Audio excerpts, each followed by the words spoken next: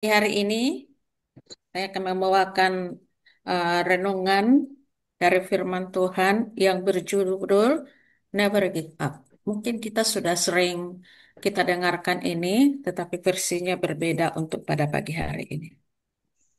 Eh, Terima kasih untuk partisipan pada pagi hari ini yang telah melayani kita, Ibu Juliana dan juga nanti Ibu Rulia.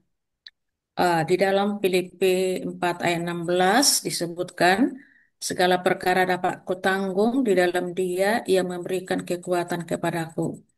Dan saya bersyukur kita baru melaksanakan shepherding di Hotel Danau Toba Parapat. Dan ketika penutupan inilah yang hadir pada waktu itu. Dan saya melihat cukup banyak yang hadir, tapi cukup banyak juga yang tidak hadir. Segala perkara dapat kutanggung. Segala perkara dapat pendeta dan istri pendeta tanggung di dalam Dia yang memberikan kekuatan kepada kita. Di dalam pelayanan ini ada banyak perkara-perkara yang mungkin sulit kita atasi, sangat berat kita tanggung. Ada banyak program dari pimpinan kita, baik dari departemen maupun dari pimpinan kita dari Uni, ada KPA, ada KKR, dan masih banyak kegiatan-kegiatan lainnya. Tetapi, bila mana kita bersandar kepada Tuhan, maka Allah akan memberikan kekuatan kepada kita. Manakala kita sudah dibekali dengan firman Tuhan, bagaimana menjadi seorang istri pendeta yang baik, bagaimana menjadi seorang pendeta yang baik dalam pelayanan, kita telah dibekali ketika kita melayani dan mengikuti shepherding di Parapat kemarin. Dan saya percaya semua kita terberkati. Kalau melihat wajah-wajah ini semua ceria, ceria, ya.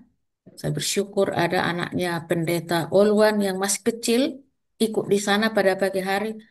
Ada juga anaknya pendeta Wan Riono yang masih kecil, tetapi masih banyak ibu-ibu yang segar-segar, masih muda-muda tidak ada di dalam foto ini. Di manakah mereka? Ada satu kisah di dalam Alkitab seorang seorang hamba Tuhan, yaitu Esther. Bagaimana dia bergumul, dia adalah seorang permaisuri, di mana dia 30 hari tidak pernah dipanggil oleh Raja Ahasverus. Kita tahu kisahnya, dia adalah yatim piatu, seorang tawanan, tetapi oleh karena kerendahan hatinya, bukan hanya cantik secara badani, tetapi yang terutama inner beauty-nya, dia berubah. Maka dia dipilih menjadi salah seorang permaisuri. Kisah dari Ratu Esther adalah tak kala Panglima Haman berencana untuk membinasakan dia, juga membinasakan bangsa Yahudi. Dia tahu bahwa sudah hampir 1 bulan dia tidak dipanggil oleh Raja Ahasverus. Itu artinya dia merasa kesepian. Manakala kita sebagai seorang istri, sebagai seorang pendeta, hopeless, kesepian, stres. Tetapi ketika kita menghadapi sebuah pergumulan, kisah pengalaman Esther merupakan pelajaran yang positif bagi kita. Tak kala Ahasveros ingin membinasakan, kalau kita lihat di tangannya ini, ada sebuah surat bagaimana dia harus binasa bersama dengan bangsa. Maka pamannya menyuruh dia untuk menghadap raja. Esther tahu akibatnya kalau dia melanggar undang-undang kerajaan. Sebagaimana saya sebutkan tadi, 30 hari dia tidak diundang. Dia tahu resiko yang dihadapinya. Dia mengalami krisis, dia mengalami masalah. Sama dengan kita sebagai hamba Tuhan. Mungkin sampai saat ini bulan Juni, kita mengalami krisis, Sudah bikin KKR penetua, sudah buat pelawatan, tapi belum ada jiwa. Apa yang harus kita lakukan? Krisis, masalah yang dihadapi oleh Esther, bahkan kemarahan. Mungkin saja dia menangis, dia bingung, dia hopeless, bahkan dia putus asa. Lalu di akhir kisah itu, Ratu Esther selamat, bangsa Yahudi juga selamat. Apa rahasianya? Kalau dia mengalami satu kisah yang sangat tragis, bahkan rasanya ingin mati saja, sama dengan kita. Sebagaimana rasanya apa yang harus kita lakukan? Sudah buat ini dan itu, tetapi toh juga belum ada jiwa. Rahasianya adalah dia berdoa dan berpuasa. Berdoa dan berpuasa. Doa adalah senjata kita yang paling ampuh. Serahkan dengan Tuhan. Kita akan bisa tanggung, kita bisa pikul salib itu. Tuhan akan tunjukkan jiwa itu. Yang penting kita bekerja, berdoa, berpuasa. Maka keselamatan itu akan menolong kita. Kisah yang kedua adalah kisah seorang yang bernama Ayub. Bagaimana si Ayub ini? Ayub yang tadinya adalah kaya raya, seorang yang sangat saleh dan setia kepada Tuhan. Dia adalah seorang bapak yang mengasihi keluarganya, seorang yang kaya raya, tapi tidak luput daripada pergumulan. Ada tanggung jawab yang harus dipikulnya. Seorang bapak yang saleh dan senang berdoa dan setia kepada Tuhan, bukan satu jaminan tidak ada pergumulan. Apalagi kita sebagai hamba Tuhan. Dia memiliki 7 orang anak laki-laki dan 3 orang anak perempuan. Memiliki 7.000 ekor kambing, 7.000, 3.000 unta, 500 pasang lembu atau 1.500 pasang keledai betina, dan masih banyak budak nila. Untuk tanggung jawab yang besar ini, sekalipun dia menjadi orang kaya, dia memikul tanggung jawab yang berat. Dia masih memiliki pergumulan. Ada mengalami masalah. Krisis yang dihadapinya, sekalipun dia saleh dan setia, apalagi kita malas berdoa, ya, malas kita ikut dua subuh. Dalam satu hari, ketika dia diadakan acara, maka semua anak-anaknya mati. Satu aja anak mati, bisa saja berhari-hari, berbulan-bulan, hopeless. Saya masih pernah melihat tetangga kami ketika saya menjadi seorang guru, ketika musibah penyakit moonman dalam satu keluarga, mereka lima sakit moonman. Meninggal satu, belum sampai pulang dari kuburan satu orang lagi sudah mati. Dikubur lagi anak kedua, belum lagi pulang dari kuburan mereka sudah meninggal anak yang ketiga. Itu tetangga nggak jauh dari rumah kami. Saya melihat begitu dikubur tiga-tiganya anaknya, mereka pulang kampung. Kenapa? Hopeless. Apalagi ini dalam satu hari, 10 anaknya, 3 laki-laki, 3 perempuan meninggal dalam satu hari. Itu sangat menderita sekali.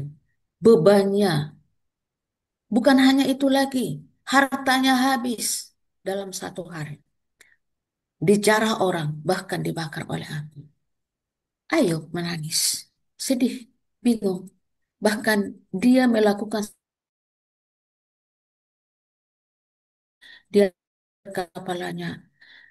Tetapi manakala dia mencukur kepalanya, dia tidak memuji Tuhan. Dia memuji Tuhan. Sebagai hamba-hamba Tuhan, kita para pendeta, penderitaan apa yang kita tanggung? Beban apa yang kita tanggung? Tetapi ingat, jangan pernah mengutuki Tuhan. Jangan pernah mengata-ngatai pimpinan kita. Terlalu banyak program ini dan itu. Tetapi tetap memuji Tuhan. Saya tertarik dengan satu kalimat yang kami dapat di seminar BWA. Karena dia sudah memberikan sumbangan banyak baptisannya, laporannya bagus, perpuluhan yang dari jemaatnya bagus, lalu sesuka hatinya berbicara dengan pimpinan, berhati-hati kita. Never give up. Segala perkara dapat kita tanggung, tetapi ingat, hormati pimpinan kita. Tanggung jawab kita adalah sama di hadapan Tuhan. Dengan telanjang aku keluar dari rahim ibuku, dengan telanjang juga aku kembali. Hopeless juga tubuhnya kemudian ditimpa bara yang busuk dari telapak kaki sampai ke batu kepala. Sangat lengkaplah penderitaannya. Dalam suasana bingung, Ayub tidak menutupi Tuhan. Dia tetap berdoa. Dia tetap memuji Tuhan. Penderitaannya dibarengi dengan temannya mencemoohnya, juga istrinya. Lengkaplah sudah penderitaannya. Rasanya dia ingin mati saja. Tetapi dia tetap memuji Tuhan. Pergumulan apa yang kita hadapi? Tetap. Kalau selama ini kita eh, belum banyak berdoa kepada Tuhan, saatnya kita bangkit untuk mengagungkan Tuhan. Di akhir kisah daripada Ayub, Ayub dipulihkan Allah. Kita akan dipulihkan Allah. Kemudian lahir 7 anak laki-laki, 3 orang anak perempuan. Bahkan anak perempuannya lebih cantik dari semua perempuan yang ada di tanah Uz. Allah bisa memulihkan keadaan kita kalau kita bersandar kepada Tuhan. Lakukan apa yang bisa kita lakukan. Biarkan Tuhan bekerja. 31 hari kita telah berdoa sebagai ministerial spouse kepada pasangan kita. Dan pagi ini semua partisipan adalah orang-orang yang memang diantaranya yang ikut berdoa selama 31 hari. Dan kemarin sore saya mendapat surat dari Uni lagi bahwa doa untuk pasangan kita, untuk ministerial spouse, untuk pasangan kita, karena kita juga ada ministerial spouse, Ibu Perangin Angin, suami dari Pendeta Muda Tirsa, kita berdoa bagi pasangan kita, bagi suami kita, bagi istri kita sampai bulan Desember. Kenapa? Ada banyak pergumulan di tangan suami. Janganlah kita seperti siapa? Seperti istri daripada Ayub. Memanas-manasi, mengompor-ngompor. Iya Pak, kau sudah layaknya kau di departemen. Sudah selayaknya kau di officers. Sudah selayaknya kau di kota. Biarkan Tuhan yang berkarya. Pokok-pokok doa kita sudah bagikan. Berdoalah terus, sehingga Allah akan memulihkan keadaan kita. Kalau Ayub dipulihkan, kita juga dipulihkan. Bahkan disebutkan, Ayub setelah dia dipulihkan, masih berumur 140 tahun. Apa rahasianya? Coba kita lihat kebahagiaan. Rahasianya adalah dia memuji Tuhan. Dia tidak pernah putus asa. Allah juga akan membolehkan kita. Dalam Yohanes 15 ayat 16. Bukan kamu, hai pendeta, hai ministerial spouse yang memilih aku, kata Tuhan. Tetapi akulah yang memilih kamu jadi pendeta. Akulah, kata Tuhan, yang memilih kamu jadi istri pendeta. Kalau Tuhan yang memilih kita, maka biarlah kita bergantung sepenuhnya kepada Tuhan. Memikul beban yang kita pikul ini. Ya, sebelum aku membentuk engkau dalam rahim ibumu, aku telah mengenal engkau. Dan sebelum engkau keluar dari kandungan, aku telah menguduskan engkau. Aku telah menetapkan engkau menjadi seorang nabi, menjadi seorang pendeta, menjadi seorang istri pendeta bagi bangsa-bangsa kita di daerah Sumatera Utara ini adalah distrik mana kita melayani. Contoh, Pendeta Stanggang sebagai ketua daerah. Contoh, Pendeta Huta Barat sebagai pendeta distrik di Tanjung Kaso. Kita dipilih Tuhan. Dia akan membentuk kita. Dia telah menetapkan kita. Tantangan bagi kita adalah, mari bekerja semaksimal mungkin buat Tuhan. Kalau ada masalah, berdoa. Andalkan Tuhan dalam kehidupan kita. Keluarga kita adalah bagaikan rumah kaca. Semua orang melihat kita. Tetapi tak kala kita bertindak, berbuat, orang melihat kita, apakah kita sesuai dengan pilihan Tuhan atau tidak. Tuhan telah memperlihatkan kepada kita bahwa kita akan layani anggota-anggota kita. Anggota akan melihat anak-anak kita, perilaku kita, pakaian kita, sepatu kita, perabotan kita, semua dilihat anggota. Baru-baru ini kita seperti kami ada 7 orang sedang berlatih instrumental ya. Saya memberikan tantangan kepada kita ministerial spouse. Sekecil apapun talenta kita gunakan. Tak kalah kami berbincang-bincang yang 5 ini, siang malam latihan terus. Tidak mudah menjadi melakukan sesuatu yang positif. Harus terus berlatih. Bahkan ada yang bilang tangan saya sudah kram, sudah keras. Ayo terus semangat. Demikian juga kita, hai para istri pendeta dan pendeta. Mari kita saling mendukung satu dengan yang lain. Dukunglah suami kita, pasangan kita untuk pelayanan yang lebih baik. Terkadang saya bacakan ini. Terkadang rasa takut adalah ada pada kita, adalah manusia kita, adalah wajar ketika kita dihadapkan dengan keputusan yang tampaknya mustahil. Kenapa harus dia, bukan saya? Tampaknya mustahil. Mengakui kurangnya keberanian adalah langkah pertama untuk mengatasi hal ini. Namun kita Namun, kita tidak harus membiarkan rasa takut melumpuhkan kita untuk tidak mengambil tindakan sama sekali. Andalkan Tuhan. Dia telah berjanji untuk tidak meninggalkan Anda, hai para pendeta dan istri, atau membiarkan Anda di dalam Ibrani 13 ayat 5. Datanglah kepadanya dalam doa dan puasa untuk mencari kehendak Tuhan dalam membuat keputusan yang tepat. Sebagai pemimpin juga andalkan Tuhan. Tak kala ini akhir tahun, akan ada berbagai keputusan-keputusan. Andalkan Tuhan. Kita sebagai pendeta dan istri pendeta, kita terima apa keputusan ini? Oh, mungkin saya di sini. Lakukan yang terbaik. Allah akan memulihkan kita manakala kita bersandar sepenuhnya kepada Tuhan. Pilihan ada di tangan kita. Pilih mengikuti petunjuk Tuhan atau kita memilih sesuai dengan keegoisan kita.